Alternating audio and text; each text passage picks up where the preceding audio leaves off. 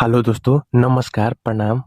आज हम स्टोरी जो सुनाने जा रहे हैं वो एक बेहद ही अच्छी स्टोरी है, क्योंकि डर सबके जीवन में होता है और डर को खत्म करने का एक अच्छा जरिया होना चाहिए। अच्छे काम करके अपने डरों को दूर भगाना चाहिए, क्योंकि जब तक शरीर में डर रहेगा आप आगे नहीं बढ़ पाएंगे। डर एक ऐसी चीज है जो आगे का रास्ता भी बंद कर देती है।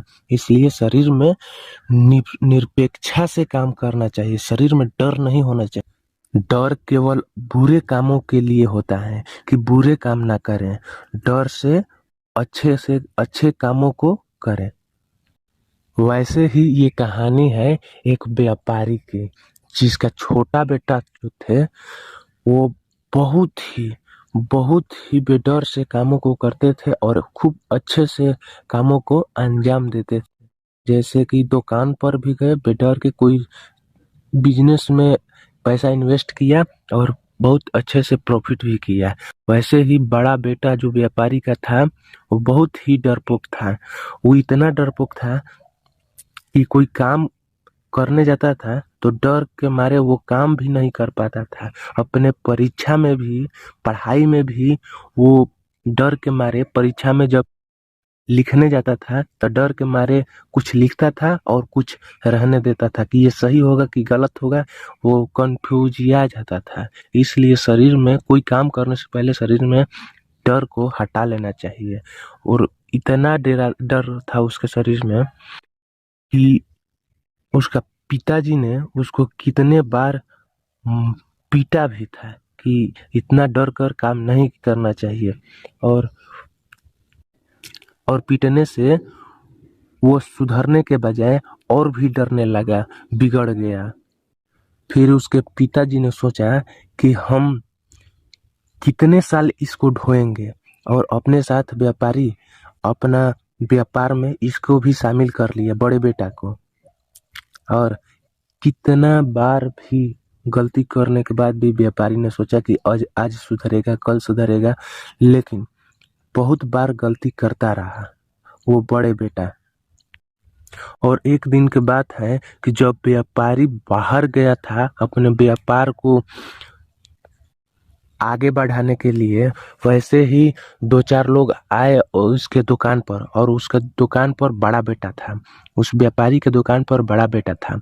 और बड़ा बेटा से उस लोगों ने बोला कि आपके पिताजी ने भेजा है ये प्रोडक्ट लाने के लिए, आप मेरे को सारे प्रोडक्ट इसमें से दे दो। और लड़के ने जैसे ही हिम्मत जुटा ही रहा था पूछने के लिए कि आखिर किस लिए, तभी उसमें से दो व्यक्ति अंदर घुस गए और वो प्रोडक्ट निकालने लगे। और इसका हिम्मत भी नहीं हुआ कि हम पूछें। और वो जो बाहर था वो बड़े बेटों से बोल रहा था कि आपके पिताजी ने मंगाया है कि हम विदेश में इसको बेच के अच्छे पैसे मुनाफे कमाएंगे। और सब प्रोडक्ट निकाल कर लेकर चला गया। और जैसे ही वो व्यापारी घर आया और देखा कि मेरा दुकान इतना खाली खाली सा क्यों लग रहा है, और अपने बड़े बेटों से पूछा कि ऐसा क्या हुआ था कि ये दुकान खाली हो गया, तो उसका बड़ा बेटा शर्मिला शर्माते हुए बोला कि पिताजी, दो तीन व्यक्ति आए थे और बोला कि ये प्रोडक्ट हमको चाहिए, आपको पिताजी ने मंगाया है विदेश में, अच्छे पैसे कमाएंगे इसको बेचकर, इसीलिए हम जाने दिए। इतना कह ही रहा था उसका बड़ा बेटा, जैसे ही दो तीन झापड़ खींच के लगा दिए उसके गालों पर, और बोला कि निकल जा हमारे घर से, तुम जिंदगी भर सुधरने वाले नहीं हो। तुम निकल जाओ घर से और दोबारा हमारे घर में कदम मत रखना, वरना पीट पीट कर तुमको सीधा कर देंगे। और वो बेचारा घर से निकल गया है। जैसे ही घर से निकला तो देखा कि अड़ोस पड़ोस के पूरे गांव के उस पर हंस रहे थे। और उसको उस बड़े बेटा का बहुत शर्मिंदगी महसूस हुई, और सोचा कि अब हम धरती पर जीवित नहीं रहेंगे, क्योंकि इतना शर्मिंदगी लेकर हम नहीं जी सकते। चलते चलते वो एक नदी के पास चला गया, और वहां बैठकर बहुत रोया। इतना रोया कि उसका आंसुओं से पूरा शरीर भीग गया और फिर सोचा कि इसी गहरे पानी में हम डूब कर अपनी जान दे देंगे। जैसे ही नदी में छलांग लगाया, एक भिक्षु आकर उसकी जान बचा ली। तो उस व्यापारी के बड़े बेटे ने बोला कि हमको बचाया क्यों? हमको इस दुनिया में जीने का कोई हक नहीं है, क्योंकि हमसे बड़ा मूर्ख इस धरती पर कोई नहीं है। भिक्षु ने पूछा कि आखिर क्यों मरना चाहते हो? तो बोला कि हमारे मूर्खता के कारण मेरा पढ़ाई भी सही से नहीं हो पाया। मेरा पिताजी को बार बार मेरे कारण शर्मिंदगी महसूस करनी पड़ती है। बिजनेस में लॉस हो जाता है मेरे ही कारण। बहुत कुछ मतलब कि ऐसे ऐसे अपना कारनामा सब बताया।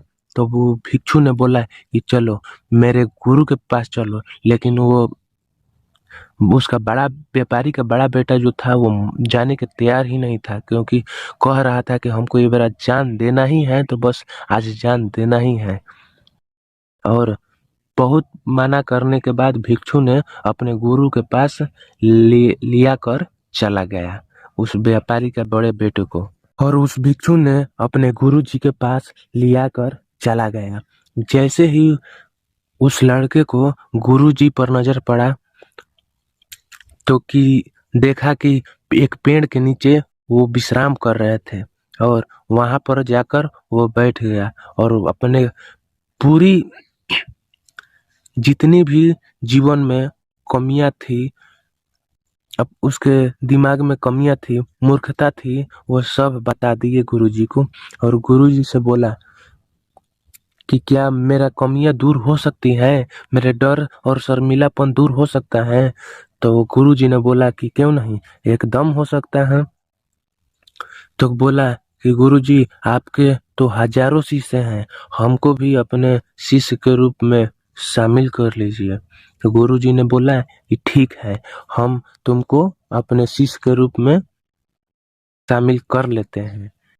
और गुरुजी बोले कि हम कुछ ऐसे उपाय बताएंगे जिसको तुमको करना होगा, और इस काम से तुम्हारे पिताजी, तुम्हारे गांव वाले सब तुम पर खुश रहेंगे, और तुम बहुत तेज भी हो जाओगे। शिष्य ने कहा कि ठीक है। फिर गुरुजी ने बोला कि हमारे पास तुमको 3 दिन रहना होगा, और जो जो मैं बोलूंगा वो तुमको करना है। बस आज तुम जाओ और मेरे आश्रम में विश्राम करो, कल से तुम्हारा काम स्टार्ट होगा। और जैसे ही सुबह हुआ, जैसे कि शाम को सो गया और सुबह जैसे ही हुआ, वो चला गया गुरुजी के पास और बोला कि गुरुजी हमको वो काम दीजिए जो आप बोल रहे थे कि 3 दिन करना है, तो आज का काम हम आज से स्टार्ट करना चाहते हैं। तो फिर गुरुजी ने उससे कहा कि देखो, 10 लोगों से तुमको बात करना है और मित्रता बनानी है। 10 लोगों से मित्रता नहीं बनेगा तो भी कोई बात नहीं है, लेकिन तुमको 10 लोगों से बात करना है। फिर उस व्यापारी के बड़े बेटे ने चल दिया अपने कामों को करने के लिए, और सुबह से लेकर शाम तक बातचीत किया। और बातचीत करने के बाद शाम को आया और बोला गुरुजी से, गुरुजी हम 10 लोगों से बात किए, क्योंकि बहुत लोगों तो हमको भगा दे रहे थे, लेकिन हम बहुत प्रयास करके 10 लोगों से बात किया और कुछ लोगों को तो मित्र भी बना लिया। गुरुजी ने कहा कि चलिए ठीक है, अब जाओ तुम विश्राम करो। और विश्राम करके जब सुबह हुआ तो दूसरे दिन वो बोला कि महाराज हमको दूसरी दिन का दूसरी काम बताइए। जैसे ही सुबह हुआ तो व्यापारी के लड़के ने बोला कि महाराज हमको दूसरे दिन का दूसरा काम दीजिए। ने कहा कि तुम जाओ, वहां पर पेड़ के नीचे 10 बच्चे बैठे हुए हैं, उनको जल के जल की विशेषताओं को बारे में उसको बताओ और पढ़ाओ। वो एकदम हक्का बक्का रह गया व्यापारी का लड़का। बोला कि महाराज हमको अच्छे से शिक्षा ग्रहण नहीं हुए हैं, हम नहीं पढ़ा सकते, हम कैसे पढ़ा सकते हैं जब अच्छे से शिक्षा ग्रहण हम किए ही नहीं। तो गुरुजी ने बोला कि देखो, पढ़ाना है तो पढ़ाओ, और नहीं तो यहाँ से जाओ, हम नहीं तुमको बता सकते हैं अगला काम और नहीं तुमको सुधार सकते हैं। तो उस लड़के ने कैसे जैसे तैसे करके हिम्मत जुटाया और वो लड़के छोटे छोटे बच्चों के पास वो गए और पढ़ाना स्टार्ट कर दिया। और उस पढ़ाते पढ़ाते उसका गोड़ थरथरा भी रहा था, लेकिन हिम्मत कैसे कैसे जुटाकर वो पढ़ाना स्टार्ट कर दिया। और पढ़ाकर गुरुजी के पास जैसे ही आया और बोला कि हम उस बच्चों को 5 विशेषताएं बताए हैं जल के बारे में। तो गुरुजी ने कहा कि देखो, तुम साहसी एक इंसान हो। तो उसका मन गदगद हो गया, चलो मेरे को गुरुजी ने इतना तो कहा। और बोला गुरुजी ने फिर बोला कि तुम जाओ एक बार और पढ़ा कर आओ, कुछ और अलग समझा कर आओ। लेकिन इस बार गया तो उसका पैर नहीं थरथरा रहा था और खूब अच्छे से उसने जल के विशेषताओं के बारे में बताया। और जैसे ही तीसरा दिन हुआ तो तीसरा दिन तीसरी कामों को वो मांगने चले गया गुरुजी के पास। तब गुरुजी ने बोला कि जाओ तुम्हारे जाओ तुम अपने पिताजी से मिल कर आओ। और व्यापारी का जो बड़ा बेटा था अब तो सोचा कि अब तो जाना पड़ेगा अपने पिताजी के पास, और जाएंगे तो पिताजी हमको बहुत मारेंगे और फिर खदेड़ देंगे। वो बोला गुरुजी से कि गुरुजी, हम नहीं जाएंगे अपने पिताजी के पास, आप कोई दूसरा रास्ता बताइए। तो गुरुजी ने बोला कि इससे दूसरा रास्ता है ही नहीं, तुमको जाना पड़ेगा, अपने पिताजी से माफी मांगना पड़ेगा। अब उसके पास दूसरा कोई रास्ता भी नहीं था और वो गए और अपने पिताजी से क्षमा मांगा और उसके पिताजी ने क्षमा कर दिया और फिर अपने दुकान पर रखने लगे और अच्छे से ये काम करने लगा। इससे ये सीख मिलती है कि देखिए, कोई काम आपसे नहीं भी हो रहा है और शिद्दत से लागे हैं तो काम जरूर होगा। वो उसका डर और शर्मिलापन दूर हो गया प्रैक्टिस से।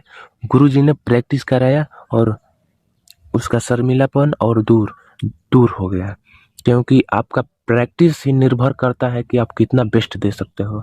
अगर आपसे नहीं भी हो रहा है तो आप कोशिश जरूर करिएगा। कोशिश करिएगा तो एक दिन ना एक दिन जरूर होगा, एक ना एक दिन जरूर होगा। चलिए दोस्तों, वीडियो का लास्ट करते हैं, यहीं ख़त्म करते हैं। जय हिंद।